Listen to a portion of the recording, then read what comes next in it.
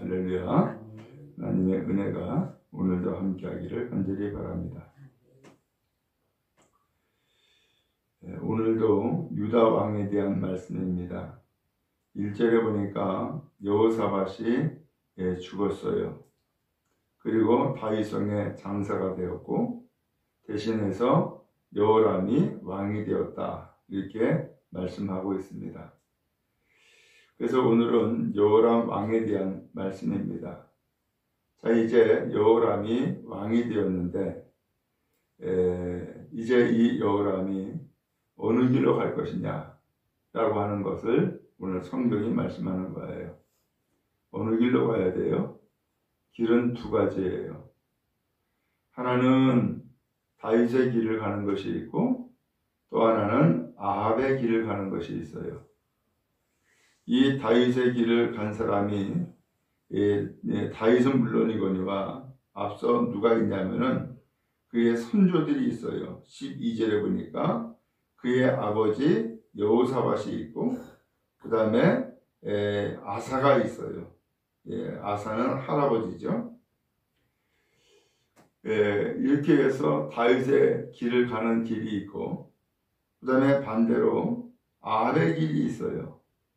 이 아합의 길은 우리가 알듯이 바알을 숭배하는 길이었던 거예요. 이 바알을 숭배하는 이 길은 곧 반대로 표현하면은, 거꾸로 다시 표현한다면은 하나님을 버리는 길인 거예요. 그러니까 아주 간단하게 표현하면은 다윗의 길은 하나님을 섬기는 길이고 아합의 길은 하나님을 버리는 길인 거예요. 어느 길로 갈 것이냐? 바로 이것을 이제 왕이 된 여호람이 결정을 하고 그 길을 가야 되는 거예요. 오늘 여호람은 그 두 가지 길 가운데에서 어느 길로 가느냐? 그 길은 안타깝게도 아합의 길을 간 거예요. 그래서 이 아합의 길을 13절에서 뭐라고 표현했냐면은 이스라엘 왕들의 길로 행하여, 이렇게 표현을 했어요. 이스라엘 왕들은 누구예요? 거기에 대표적으로 아합이 있어요. 이스라엘 왕들은 북왕국이에요. 솔로몬 이후에 나라가 남과 북으로 갈라졌죠.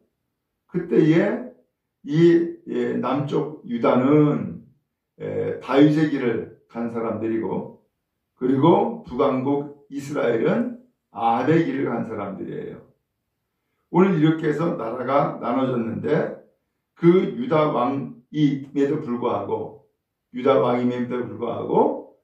왕이 다윗의 길을 따르느냐 아니면은 아합의 길을 따르느냐, 이 길을 결정하며 나아갔던 거예요.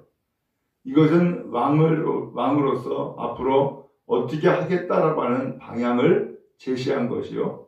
또 하나 가서 그가 왕으로서 어떻게 살아갈 것이냐라고 하는 것을 표현을 할 수 있겠어요. 우리도 마찬가지죠. 우리도 이 세상에 태어나서 삶을 살아가는데 두 가지 길이 우리에게 놓여져 있어요. 하나의 길은 뭐예요? 하나님을 섬기는 길. 또 하나의 길은 뭐예요? 하나님을 섬기지 않고 세상을 섬기는 길. 이 두 가지 길이 있다고요. 어느 길로 가는 것이 복된 길이냐? 오늘 성경이 그 말씀을 하고 있는 거예요. 그러면 다시금 이 여호람이 아합의 길을 갔다라고 말씀을 했는데 이 여호람이 아합의 길을 간 결과 어떤 일들이 벌어졌는가 라고 하는 것을 말씀하고 있죠.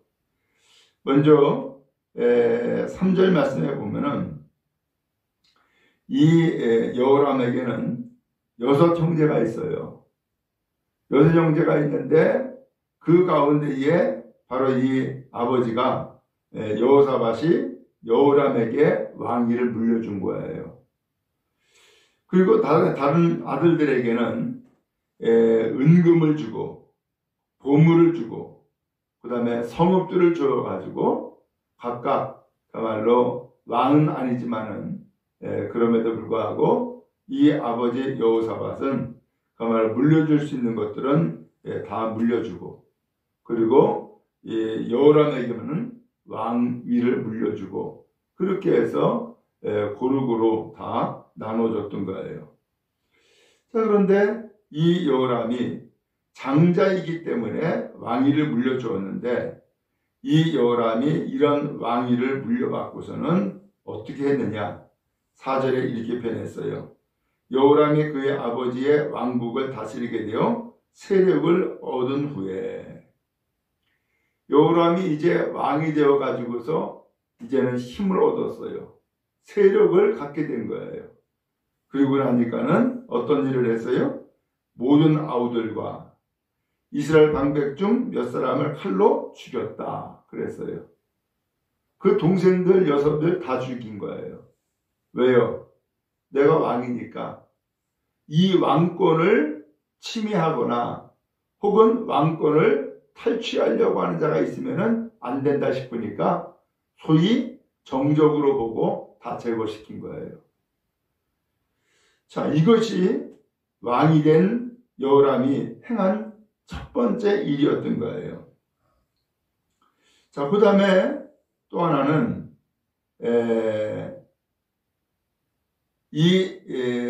이렇게 해서 나라를 다스리니까 하나님께서 이 여호람에게 징벌을 내리시는 거예요. 징벌을 내리는데 그 첫 번째 징벌이 뭐냐? 8절에 보니까는 에돔과 그 다음에 림나가 이 유다를 배반하는 거예요. 내가 하나님을 배반하니까 나에게 속했던 이 에돔과 림나가 또한 배반하는 거예요. 여러분, 하나님은 살아계시죠. 그리고 무섭습니다. 내가 무엇을 행하는지 하나님은 다 알고 계시고 보고 계셔요. 오늘 이 에돔은 그동안에 유다의 지배 아래에 있었던 거예요. 그리고 10절에 림나도 마찬가지였어요. 그런데 이 에돔과 림나가 배반하는 거예요. 이제는 유다를 등 돌리고요. 더 이상 조공바치지 않고 그리고 유다의 왕의 말을 듣지 않는 거예요. 그래서 거기 9절에 보니까 에돔이 자기 위에 왕을 세웠다.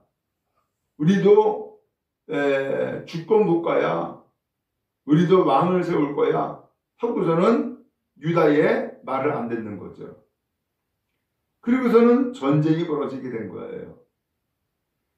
그렇게 해서 전쟁을 벌여가지고서 유다 왕 이 여호람이 에돔을 물리치려고 했는데 결국은 물리치지 못했어요. 에돔이 그대로 왕을 세워가지고서 한 족속 한 국가가 된 거예요. 그런데 또 하나의 사건이 생겼죠. 그것은 림나도 역시 또 배반하는 거예요. 여러분, 내가 하나님을 배반했는데 참 이상스럽게 또한 나를 섬기던 이 에돔과 림나도 배반하더라 라고 하는 거죠. 오늘 우리는 하나님 앞에서 배반하는 자가 돼서는 안 돼요. 그것은 큰 불행이에요. 그러면 어떻게 해야 돼요? 다윗과 같이 평생을 충성하는 거예요. 평생을 하나님을 섬기는 거예요. 그때에 다윗은 물론이거니와 다윗의 아들들, 다윗의 후손들이 복을 받는 거예요. 오늘 그런 의미에서 오늘 여러분들이 하나님을 잘 섬김으로 여러분의 자녀들, 후손들이 복받는 은혜가 있기를 주님 여러분을 축복합니다. 내가 잘 섬기면 자식들이 복을 받는 거예요. 그 다음에 또 두 번째로는 11절에 보니까 이 여호람 왕이 유다 여러 산에 산당들을 세우는 거예요. 그래서 11절에 보니까는 예루살렘 주민으로 음행하게 하고 또 유다를 미혹했다라는 말씀이 나와요. 산당이 도대체 뭐예요? 우리나라도 옛날에 뭐가 있었어요? 뭐 선왕당이니 뭐 무슨 뭐 고기를 지나가면은 돌을 쌓아놓고 나무에다가 무슨 색색깔 끈을 묶어놓고 했었죠? 그게 다 당이야. 그죠? 그런 것처럼 이 유다에도 산당을 세우는 거예요. 이 산당은 뭐예요? 하나님을 섬기는 것이 아니라 우상을 숭배하는 거예요. 이렇게 산당을 세우니까 백성들은 야, 이게 좋은가? 라고 생각을 하고서는 하나님을 섬기는 것이 아니라 우상을 숭배하게 만든 거예요. 이게 여호람 왕이 한 일이에요. 하나님이 기뻐하겠어요? 기뻐하지 않죠. 그러니까 하나님께서 선지자 엘리야를 보냈어요. 그 12절에 나오죠. 선지자 엘리야가 여호람에게 글을 보내어 이르되, 편지를 써가지고 이 선지자 엘리야가 왕에게 편지를 썼어요. 이렇게 썼죠. 12절에 다윗의 하나님 여호와께서 이같이 말씀하시기를, 내가 내 아비 여호사밧의 길과 유다 왕 아사의 길로 행하지 아니하고 오직 이스라엘 왕들의 길로 행하여 유다와 예루살렘 주민들이 음행하게 하기를 아합의 집이 음행하듯 하게 하며, 또 아비 집에서 너보다 착한 아우들을 죽였으니 그랬어요. 이스라엘 백성들은 우상 숭배하게 만들고, 너는 네 아우들, 너보다 더 착하고 좋은 아우들을 다 죽였다. 하나님이 다 알고 계시는 거죠. 그래서 하나님께서 이제 이 여호사밧 왕에게 벌을 내린다는 거예요. 그래서 14절에 보니까 여호와가 내 백성과 내 자녀들과 내 아내들과 내 모든 재물을 큰 재앙으로 치실 거다. 또 하나는 15절에 너는 창자에 중병이 들고 그 병이 날로 중하여 창자가 빠져나오리라. 자, 그 결과 어떤 일이 벌어졌어요?